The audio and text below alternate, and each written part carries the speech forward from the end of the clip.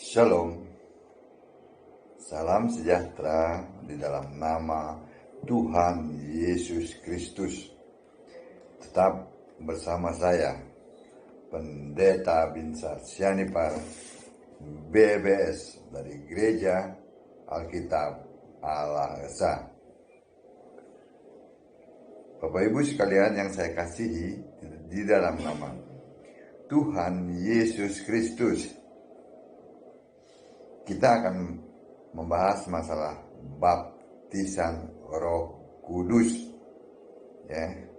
Saya bacakan dari Kisah 8 ayat 16. Ya. Ini yang sering dijadikan bahan olok-olokan oleh para pendeta di luar sana. Sebab Roh Kudus belum turun di atas seorang pun di antara mereka, karena mereka hanya dibaptis dalam nama Tuhan Yesus. Wah, lalu jadi bahan olok-olokan.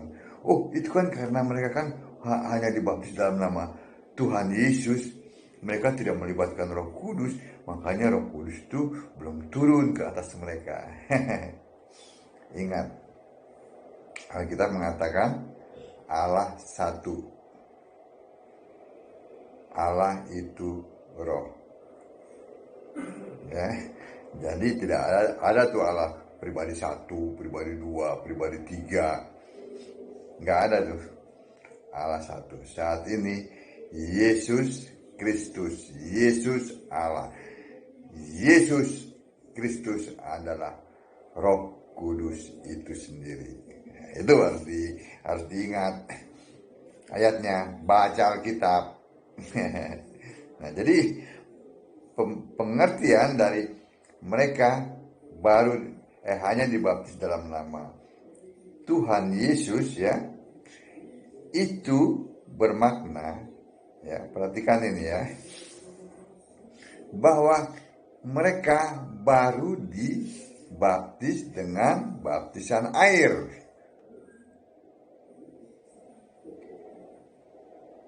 Bukan Petrus atau Yohanes atau yang lainnya, ya, yang berhak membaptis orang dengan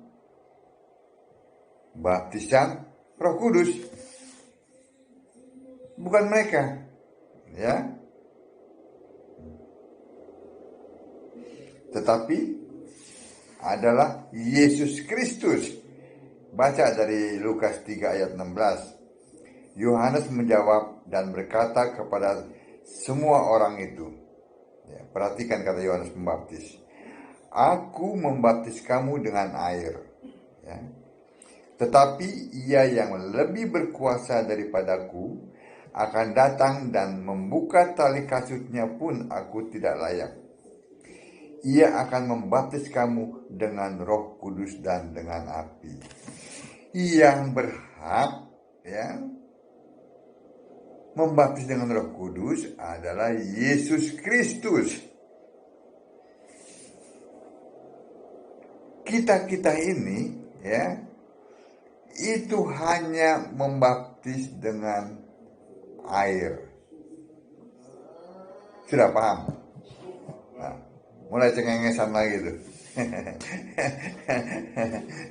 Memangnya manusia yang berhak membaptis dengan Roh Kudus? Siapa yang berhak memerintah Allah? Bukankah Roh Kudus adalah Allah?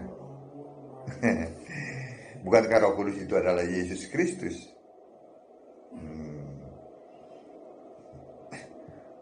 Ya bukan? Itu maknanya. Jangan bilang, oh tidak punya Roh Kudus. Loh, kalian yang tidak memahami Roh Kudus, bukan kami. Kami memahami bahwa dia adalah Allah, bahwa dia adalah Yesus Kristus. Itu Roh Kudus, karena Allah satu, bukan Allah pribadi. Oh, Roh Kudus itu pribadi ketiga. Kalian tidak memahami Roh Kudus, makanya kalian cengengesan. Iya kan? Yang begini aja nggak ngerti. Baca ayat sebelumnya, bahwa Yohanes Pembaptis membaptis dengan air, Tapi dia yang datang kemudian, yang sudah ada itu, yang adalah Yesus Kristus, dia yang akan membaptis dengan Roh Kudus. Allah kau diperintah. Enak aja. Hormati Allah. Baptisan itu ya ada dua golongan. Seringkali ya manusia umumnya ya baptis air dulu. Ya, dibaptis oleh manusia dulu, oleh para pendeta Kristen, bukan pendeta Tritunggal, dibaptis dulu ya, dengan baptisan air, baru setelah itu Yesus yang akan membaptis dengan Roh Kudus. Atau sebaliknya, kehendak Yesus kan, dia baptis dulu dengan Roh Kudus, baru kita para pendeta dari Kristen, ya, yang Kristen kan penyembah Yesus, penyembah Kristus. Nah, itu membaptisnya dengan air. Nah, contohnya kita lihat di sini ya, dalam keluarga Cornelius di Kisah 10 ayat 44 sampai 48 ya. Kisah 10 lihat ayat 44.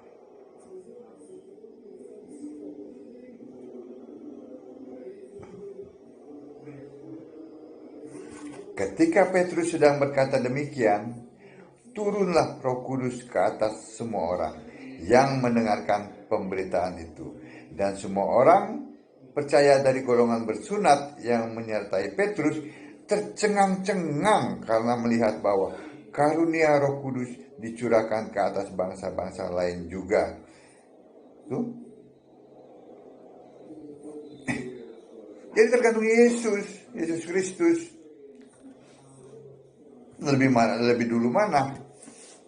Dia baptis dulu dengan Roh Kudus, orang itu, atau orang membaptis dulu dengan baptisan air, baru Yesus yang membaptis, Yesus Kristus ya, membaptis dengan Roh Kudus. Mau tepuk apa? Tepuk jidat. Udah hitam tuh. Mau tepuk apa lagi?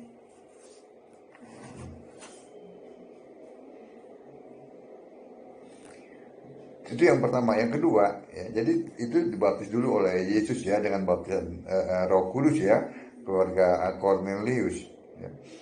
Dan ini dibaptis dulu ya dengan baptisan air, baru Yesus membaptis dengan baptisan Roh Kudus ya. Roh Kudus belum turun ya, baptisan air duluan, lalu baptisan Roh Kudus kemudian ya. Itu wewenang Yesus ya, semuanya wewenang Yesus yang membaptis dengan Roh Kudus ya. Itu yang terjadi di Samaria. Baptisan Filipus adalah golongan ini ya.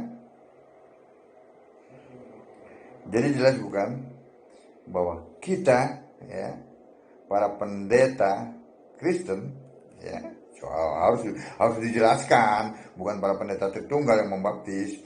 Para pendeta Tritunggal baptisnya kan pakai percik.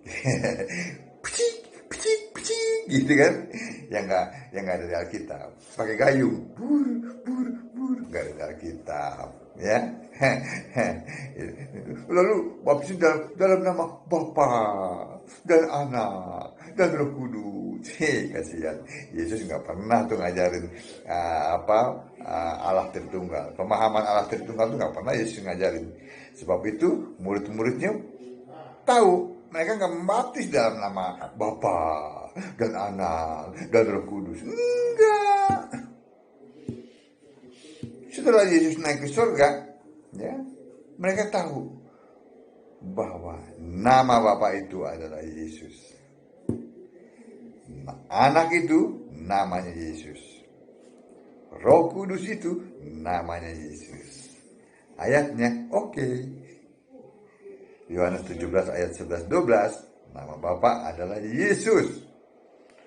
Lukas 1 ayat 31 ya, nama anak ya, anak manusia itu Yesus. nama Roh Kudus? Yohanes 14 ayat 16, Yesus. Makanya semua rasul tuh membaptis dalam nama Yesus Kristus. Nggak ada tuh nama Bapa. Yesus nggak pernah ngajarin tuh. Ya kan? Nggak pernah kan ngajarin Allah Tritunggal? Ngaku-ngaku. Karena dia adalah Allah yang menjadi manusia. Lebih tahu mana sama para pendeta di luar sana. Jadi sekali lagi ya, yang berhak membaptis itu ya, dengan Roh Kudus adalah Yesus Kristus. Ya. Jadi jelas ya bahwa 100% tidak benar bahwa baptisan Filipus itu di Samaria itu Roh Kudus itu belum turun. Oh, Roh Kudus belum turun karena hanya baru dibaptis dalam nama Yesus. Kasihan. Kasihan ya. Kasihan. Karena mereka itu lebih dulu ya, yang umumnya itu dibaptis dulu dengan baptisan air. Baru Yesus membaptis membaptis dengan Roh Kudus. Jelas kan? Jelas. Amin. Alkitab sih nggak ada lawan. Bagaimana dengan teologi atau buku-buku filsafat? Sampah. Sampah itu, buang itu. Amin. Baca Alkitab, sembahlah Yesus sebagai satu-satunya Allah yang benar. Shalom.